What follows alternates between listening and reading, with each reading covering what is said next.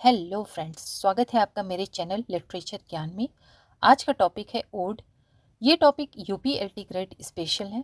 मैं यूपीएलटी grade English के syllabus को 1 महीने में कंप्लीट करने की कोशिश करूँगी और 1 महीने बाद इसका रिवीजन भी करा दूँगी। इसलिए आगे की सभी टॉपिक्स को पढ़ने के लिए चैनल को सब्सक्राइब ज़रूर करें और कमेंट ज़रूर करें कि आपको किस टॉपिक पर वीडियो चाहिए। तो चलिए शुरू करते हैं अपना आज का टॉपिक, ओड। तो दोस्तों, पोइट्री वो कला है जो हमारे इमोशंस को अमर बना देती है। लेकिन क्या कभी आपने सोचा है, जब कोई पोएट किसी चीज़ की प्रशंसा करता है, किसी ब्यूटी, नेचर या डिवाइन पावर को सेलिब्रेट करता है, तो वो किस फॉर्म में करता है? जी हाँ, वो फॉर्म है ओड। एक ऐसी लिरिकल पोएम जो इमोशन को एलिवेट करती है, यानी ऊपर उठाती है, और थॉट को म्यूजिकल बनाती है।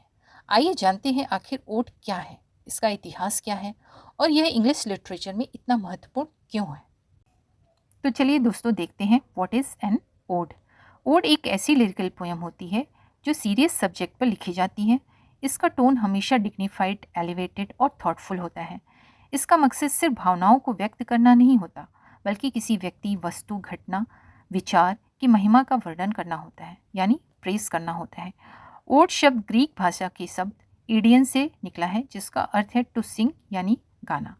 इसलिए ओड की शुरुआत संगीत और ज्ञान से जुड़ी रही। साहित्य में इसे एक लॉन्ग लिरिक पोएम भी कहा जाता है, जो इलेबोरेट स्ट्रक्चर में लिखी जाती है और इसके स्टैंजास एक रिदम में जुड़े होते हैं। यानी ओड हमेशा एक भव्य, सार्वजनिक और ऊंचे विचारों वाली कविता होती है, जो आमतौर पर किसी महान भावना या उद्देश्य की प्रशंसा करती है। अब आइए देखते हैं इसके ओरिजिन ऑफ द ओड। इसका ग्रीक बैकग्राउंड देखते हैं। ओड की जड़ें ग्रीक लिटरेचर में पाई जाती हैं। इसका सबसे पुराना रूप पिंडारिक ओड कहलाता है, जो ग्रीक पोएट पिंडार 518 टू 438 बीसी ने विकसित किया था।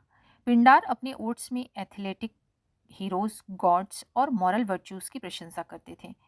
उनकी कविताएं कोरस द्वारा गाई जाती थी, यानी ग्रुप सिंगिंग होता था। इन ओड्स का स्ट्रक्चर बहुत खास था। यह 3 भागों में बटा होता था। स्ट्रॉफी, जब कोरस बाएं दिशा में मूव करता हुआ गाता था। एंटी स्ट्रॉफी, जब कोरस दाएं दिशा में मूव करता था। इपोट, जब कोरस रुककर स्थिर खड़ा होकर गाता था। इन तीनों मोमेंट्स में पोएटिक रिदम और डांस रिदम का सुंदर मेल होता था। यही क्लासिकल पैटर्न बाद में इंग्लिश पोएट ने अपनाया और इसे ओड फॉर्म कहा। आइए थोड़ा और विस्तार में जानते हैं स्ट्रॉफी, एंटी स्ट्रॉफी और इपोट को। स्ट्रॉफी ग्रीक वर्ड स्ट्रॉफी से बना है, जिसका अर्थ है टू टर्न या अ टर्निंग मोमेंट। यानी जब ग्रीक कोरस स्टेज पर एक तरफ मुड़ता था और गाना गाता था, तो उस पार्ट को स्ट्रॉफी कहा जाता था। ग्रीक कोरस नाचते हुए और गाते हुए कविता का पहला भाग परफॉर्म करता था। जब वे लेफ्ट साइड की ओर टर्न करके गाते थे, तो उस गाने के हिस्से को कहते थे strophe. It was the first moment of the choral ode. जब इंग्लिश पोएट जैसे बेन जॉनसन या ड्राइडन ने ग्रीक ओड्स की इमिटेशन की, तो उन्होंने स्ट्रॉफी को फर्स्ट स्टैंजा और first division of an ode के रूप में अपनाया। यानी strophe, the first stanza that introduces the main idea और praise, it sets the tone and rhythm of the entire ode. अब देखते हैं एंटी स्ट्रॉफी। एंटी स्ट्रॉफी का अर्थ होता है काउंटर टर्न या turning in the opposite direction.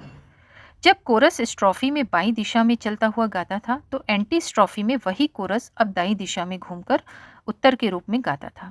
इसलिए इसे कहा गया एंटी स्ट्रॉफी, यानी अगेंस्ट स्ट्रॉफी। तो एंटी स्ट्रॉफी ग्रीक ओड्स में कोरस का काउंटर मूवमेंट होता था, जहां वे उसी रिदम या मीटर में दूसरी दिशा में जाकर गाते थे। जब इंग्लिश पोएट्स ने ग्रीक ओड्स का इमिटेशन किया, जैसे बेन जॉनसन, ड्राइडन आदि ने, तो एंटी स्ट्रॉफी का अर्थ रहा द सेकेंड स्टैंजा और division of the ode that answers और बैलेंसेस द स्ट्रॉफी। यानी स्ट्रॉफी पहली स्टैंजा जो सब्जेक्ट को इंट्रोड्यूस करती है, एंटी स्ट्रॉफी दूसरी स्टैंजा जो उसी विचार को आगे बढ़ाती है या उसका पोएटिक रिस्पॉन्स देती है। अब देखते हैं इपोट। इपोट का अर्थ है आफ्टर सॉन्ग या संग आफ्टर द टर्न। यानी जब कोरस ने स्ट्रॉफी और एंटी स्ट्रॉफी गाकर अपने मोमेंट्स पूरे कर लिए, तो वे रुककर स्थिर खड़े होकर जो अंतिम भाग गाते थे वही कहलाता था इपोड। यानी इपोड था फाइनल स्टेशनरी सॉन्ग, यानी जो जो परफॉर्मर्स थे वो स्टेबल खड़े होकर उसको गाते थे, जहाँ कोरस न तो बाएं जाता था न दाएं, बल्कि एक जगह खड़ा होकर पोएटिक कंक्लूजन प्रस्तुत करता था।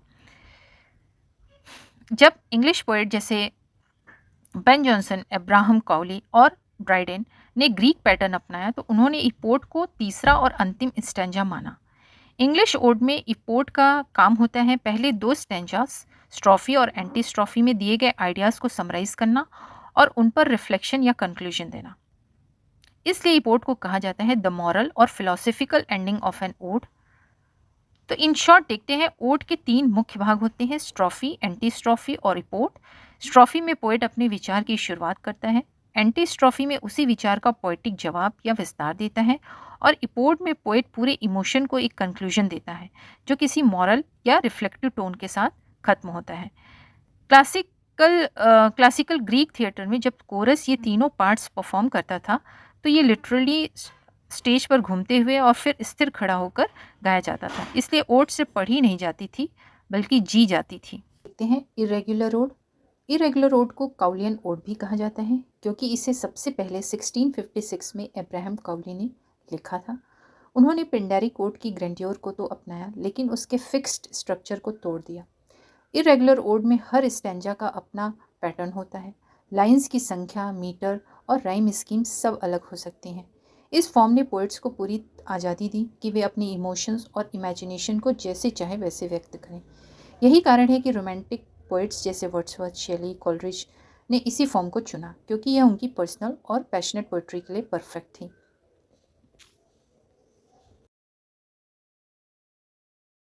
देखते हैं Horatian odd.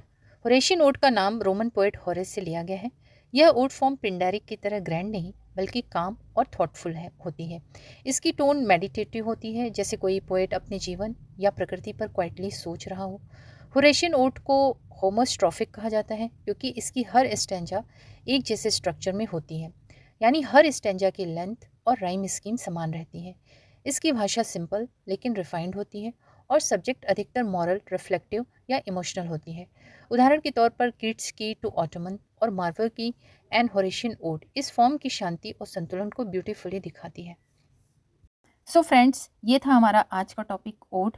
Let's have a quick recap. आज हमने जाना कि ओड एक ऐसी लिरिकल पोएम होती है जिसमें पोएट अपनी डीप इमोशंस, एडमायरेशन या प्रेज को एक्सप्रेस करता है किसी पर्सन, ऑब्जेक्ट या आइडिया के लिए। हमने देखा कि ओड्स का टोन हमेशा सीरियस, डिग्निफाइड और म्यूजिकल होता है, बिल्कुल जैसे कीट्स की ओड टू अ नाइटिंगेल या वर्ड्सवर्थ की odd on intimation of immortality. अगर आपको ये एक्सप्लेनेशन पसंद आया हो तो लाइक, शेयर, सब्सक्राइब करना मत भूलिएगा क्योंकि आपके एग्ज़ाम के लिए बहुत सारे टॉपिक्स मैं लेकर आने वाली हूँ। Till then keep reading, keep feeling the rhythm of poetry. Bye bye.